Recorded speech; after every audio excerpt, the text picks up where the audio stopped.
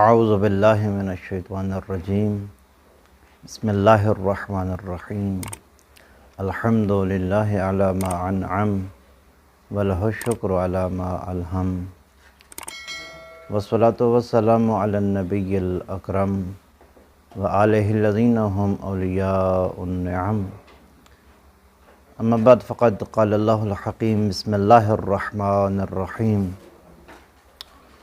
وما هم عنها بغائبین صدق اللہ العلی العظیم۔ حضرت امیر الکائنات علی بن ابی طالب علیہ السلام کی بارگاہ مقدسہ سے قرآن مجید کی سورہ انفطار کی تفسیر کرنے کی سعادت عظیمہ حاصل کی جا رہی ہے، اور آج کی ہماری گفتگو جو ہے وہ آیت نمبر 16 کے بارے میں ہے۔ مگر اس آیت کی تفسیر کرنے سے پہلے آج ہم اس سورہ مجیدہ کی قراءت کرنے کی اور پڑھنے کی فضیلت بیان کریں گے۔ سید المرسلین حضرت محمد مصطفیٰ صلی اللہ علیہ وآلہ وسلم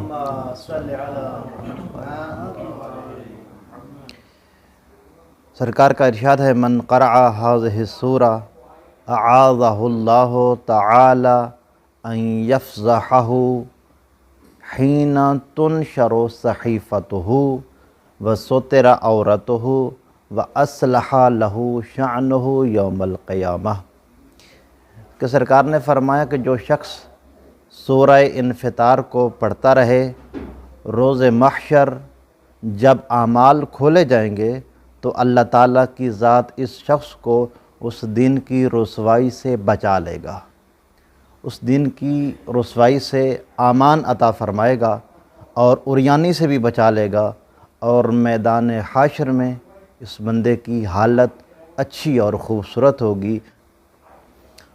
اور دوسرے فرمان میں سید الانبیاء والمرسلین صلی اللہ علیہ وآلہ وسلم نے ارشاد فرمایا، ومن قرأها وهو مسجون او مقید وعلق علیہ سہل اللہ خروجہ وخلصہ مما فیہ ومما یخافہ او یخاف علیہ واصلح حالہ عاجلا باذن اللہ۔ آج کل ہمارے ہاں بھی بعض مومنین کو بغیر جرم کے قید میں ڈال دیا جاتا ہے، تو سرکار کا یہ فرمان کہ جو قیدی بھی اسے لکھ کر اپنے پاس رکھے، اللہ تعالیٰ اس کی قید سے آزادی کو اتنا آسان بنا دے گا کہ اسے قید سے نجات اور خلاصی مل جائے گی، اور تمام خوف زدہ کرنے والے خطرات سے یہ صورت اسے محفوظ رکھے گی۔ وہ حکم خدا سے تمام خطرات سے محفوظ رہے گا، اور حکم خدا سے بہت جلد اس کے حالات سازگار اور اچھی ہو جائیں گے۔ یہ دوسرا عمل ہے اس سورۃ مجیدہ کو پڑھنے کا۔ اور تیسرا عمل، انتہائی خوبصورت عمل ہم گنہگار بندوں کے لیے،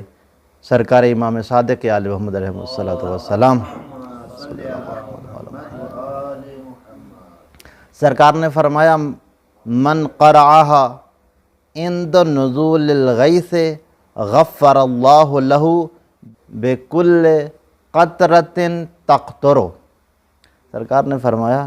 کہ اگر کوئی شخص باران رحمت یعنی بارش کے نزول کے وقت اس سورہ انفطار کی تلاوت کرے گا تو اللہ تعالیٰ بارش کے قطرات کے برابر اس شخص کے گناہوں کو معاف کر دے گا۔ اور بڑا ہی خوبصورت علاج بتایا ہے اگلے جملے میں صادق آل محمد نے۔ سرکار صادق آل محمد نے ارشاد فرمایا، وَقِرَأَتُهَا عَلَى الْعَيْنِ يُقَوِّي نَظَرُهَا وَيَزُولُ الرَّمَدُ وَالْغِشَاوَةُ بِقُدْرَةِ اللَّهِ تَعَالَى۔ سرکار نے فرمایا کہ جو شخص اس سورہ انفطار کو پڑھ کر اور اپنے ہاتھ پر دم کر کے اپنی آنکھوں پر لگائے گا، یعنی ہاتھ پہ دم کر کے اس طرح پھونک مار کے اور اس کو پھر آنکھوں پہ لگا لیتا ہے، یا اس سورہ انفطار کو آنکھوں پر دم کرتا ہے، تو اس کی نظر قوی اور طاقتور ہو جائے گی، اور آنکھوں کا درد اور آنکھوں پر پڑا ہوا جو پردہ ہوتا ہے وہ قدرت خداوندی سے ختم ہو جائے گا۔ ہماری گفتگو کل کی جو تھی وہ آیت نمبر 15 کے بارے میں تھی کہ آیت نمبر 15 میں ارشاد حضرت ہدیت تھا یصلونہا یوم الدین، کہ قیامت کا دن ہوگا تو فجار اور بدکار لوگوں کو جہنم کی بھڑکتی ہوئی آگ میں جھونک دیا جائے گا۔ آیت نمبر 16 میں ارشاد حضرت ہدیت ہوتا ہے وما ہم عنہا بغائبین، وما ہم عنہا، اور فجار لوگ اس جہنم سے نہیں ہیں، کیا نہیں ہیں؟ بغائبین، مفقود، دور، بچ نہیں پائیں گے، یعنی جو فجار لوگ ہیں وہ اس جہنم سے بچ کر غائب ہو کر چھٹکارا نہیں پا سکیں گے، یعنی یقیناً ان فجار کو جہنم کی آگ میں جلنا پڑے گا۔ بہت سارے مفسرین کا یہ کہنا ہے کہ فجار جاودانی عذاب جہنم میں مبتلا رہیں گے اور ہمیشہ ہمیشہ اس جہنم کی آگ میں جلتے رہیں گے۔ اس کی دلیل یہی آیت مجیدہ ہے کہ سابقہ آیت میں فجار سے مراد کفار ہیں، جو کفار ہوں گے وہ ہمیشہ ہمیشہ کے لیے جہنم کی آگ میں جلتے رہیں گے، انہیں کبھی بھی جہنم کی آگ سے آزادی نصیب نہیں ہوگی۔ ایسے کفار اور ایسے فجار کی یہ دنیاوی زندگی بھی دوزخ ہے، کیونکہ ختمی مرتبت حضرت محمد مصطفیٰ صلی اللہ علیہ وآلہ وسلم سرکار دو عالم کی ایک بڑی ہی معروف حدیث ہے کہ سرکار نے فرمایا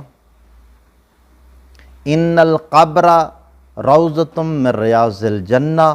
او حفرۃ من حفر النار، سرکار نے فرمایا بے شک یہ جو قبر ہے نا، یہ قبر جنت کے باغات میں سے ایک باغ ہوگی یا جہنم کے گڑھوں میں سے ایک گڑھا ہوگی۔ تو جو کفار ہیں، جو فجار ہیں، ان کی یہ دنیاوی زندگی بھی دوزخ ہے، ان کے لیے برزخ، ان کے لیے قبر بھی دوزخ ہے، اور برزخ اور قبر کے بعد جب میدان حشر میں فیصلہ ہوگا تو یہ ہمیشہ ہمیشہ کے لیے اسی جہنم کی آگ میں جلیں گے۔ تو یہ آیت مجیدہ بتا رہی ہے وما ہم عنہا بغائبین، یہ کفار کبھی بھی جہنم کی آگ سے غائب نہیں ہو سکتے ہیں، کبھی بھی انہیں چھٹکارا ملنے والا نہیں ہے، ہمیشہ ہمیشہ کے لیے ابدی طور پر یہ جہنم کی آگ میں جھلسائے جائیں گے، جھونکے جائیں گے۔ 3 مقامات پر ان کے لیے، یعنی یہ دنیا بھی جہنم ہے ان کے لیے، برزخ بھی جہنم ہے، اور میدان حشر کے بعد جو ان کا فیصلہ ہوگا وہ ہمیشہ ہمیشہ کے لیے جہنم کی آگ میں جلتے رہیں گے۔ یہ آیت مجیدہ یہ بھی بتا رہی ہے کہ ان جہنمیوں کے عذاب میں کسی قسم کا، کسی بھی لمحے کے لیے، کسی بھی وقفے کے لیے عذاب میں کمی نہیں ہوگی۔ دیکھیں کچھ جہنم میں ایسے لوگ ہوں گے کہ جنہیں کچھ مدت تک جہنم کی آگ میں جلایا جائے گا، مگر بعد میں ان کی سفارش کی جائے گی، حکم پروردگار کے مطابق رحمت الہیہ کی بارش جب برسے گی تو انہیں جہنم کی آگ سے نکال لیا جائے گا، مگر یہ کفار اور یہ فجار وہ لوگ ہوں گے کہ جنہیں ایک لمحے کے لیے بھی جہنم کی آگ سے آزادی نصیب نہیں ہوگی، ہمیشہ ہمیشہ کے لیے اس جہنم کی آگ میں بلا توقف جلتے رہیں گے۔ پھر پروردگار عالم نے آیت نمبر 17 میں اس عظیم دن کی عظمت کو بیان کرتے ہوئے ارشاد فرمایا وما ادراک ما یوم الدین، وما ادراک، اور تم کیا جانو، تم کیا سمجھو، تم کیا درک کر سکو کیا ما یوم الدین کہ روز جزا کیا ہے۔ پھر خالق اکبر نے آیت نمبر 18 میں آیت نمبر 17 کی تاکید کو بیان کرتے ہوئے پھر فرمایا ثم ما ادراک ما یوم الدین،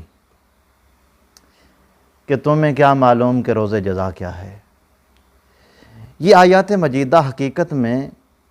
اس بات کو بیان کر رہی ہیں کہ قیامت کے ہولناک حوادث اس قدر وسیع اور عظیم ہوں گے کہ جو بیان کے قالب میں سمانے کے قابل ہی نہیں ہیں۔ یعنی وہ حوادث اتنے خوفناک ہوں گے، اتنے ہولناک ہوں گے کہ اس قدر عظیم ہوں گے کہ جو قالب بیان میں سما ہی نہیں سکتے ہیں۔ جس طرح ہم اس عالم خاک میں خاک کی اسیر ہیں، جنت کی بے پایان نعمات کو ہم درک نہیں کر سکتے، ہم سمجھ نہیں سکتے، اسی طرح عذاب جہنم اور اس کے حوادث اور اس کی تفصیلات سے بھی ہم آگاہ نہیں ہو سکتے ہیں۔ یعنی وہ دن کتنا ہولناک ہوگا، اس کی خوف اور اس کی ہولناکی کتنی عظیم ہوگی، اسے تم درک نہیں کر سکتے ہو۔ پھر خالق کائنات نے ایک مختصر اور پرمعانی عبارت میں انسان کے سامنے روز حشر کو بیان فرمایا ہے۔ دیکھیں ان آیات میں مسلسل اگر آپ توجہ فرمائیں کہ پہلی آیت سے وَإِذَا السَّمَاءُ انفطرت، جب آسمان پھٹ جائے گا، دوسری آیت میں وَإِذَا الْكَوَاكِبُ انتثرت کہ جب ستارے ٹوٹ کر بکھر جائیں گے، یہ مسلسل قیامت کی ہولناکیوں کو اور قیامت سے پہلے ہونے والے تمام کے تمام حوادث کو بیان کر رہی ہیں۔ توجہ فرمائیے گا، ان آیات میں اللہ پاک نے قیامت کے حالات کو بیان کر بھی دیا ہے، اس کے بعد بھی ارشاد ہو رہا ہے وَمَا أَدْرَاكَ مَا يَوْمُ الدِّينِ، تم کیا درک کر پاؤ گے، تمہیں کیا معلوم ہوگا کہ وہ جزا والا دن کیسا دن ہوگا۔ پھر اس کی تاکید بھی کر دی ثُمَّ مَا أَدْرَاكَ مَا يَوْمُ الدِّينِ، پھر تمہیں کیا معلوم، تم کیا درک کر سکو گے کہ یہ قیامت کا دن کتنا ہولناک دن ہوگا۔ اس آخری پارے میں زیادہ تر جو آیات مجیدہ ہیں ان کا تعلق یا تو خود روز محشر سے ہے، یا خود روز محشر سے پہلے جو آثار نمایاں ہوں گے، جو قیامت کبریٰ سے پہلے علامات ظاہر ہوں گی، ان کو بیان کرنے کے بارے میں آیات موجود ہیں، مگر اس کے باوجود بھی خالق کائنات کا ارشاد ہوتا ہے کہ حقیقتاً کما حق اس دن کا ادراک تمہارے ذہن کے دریچوں میں سما ہی نہیں سکتا ہے۔ کیوں؟ اس دن یہ حالت ہوگی کہ ہر شخص کو اپنی پڑی ہوگی۔ اور اس کے بعد پھر خالق کائنات نے اس دن کا ایک منظر بڑے ہی پرمعانی انداز میں، بڑے ہی پرکیف انداز میں اس کو بیان فرمایا ہے، جس کو انشاءاللہ ہم کل والے درس میں بیان کریں گے۔ دعا ہے کہ محمد و اہل بیت محمد کا خالق ہمیں زیادہ سے زیادہ قرآن مجید کو پڑھنے اور اس پر عمل پیرا ہونے کی توفیق مرحمت فرمائے۔ وآخر دعوانا ان الحمد للہ رب العالمین۔ اللہم صل علی محمد و آل محمد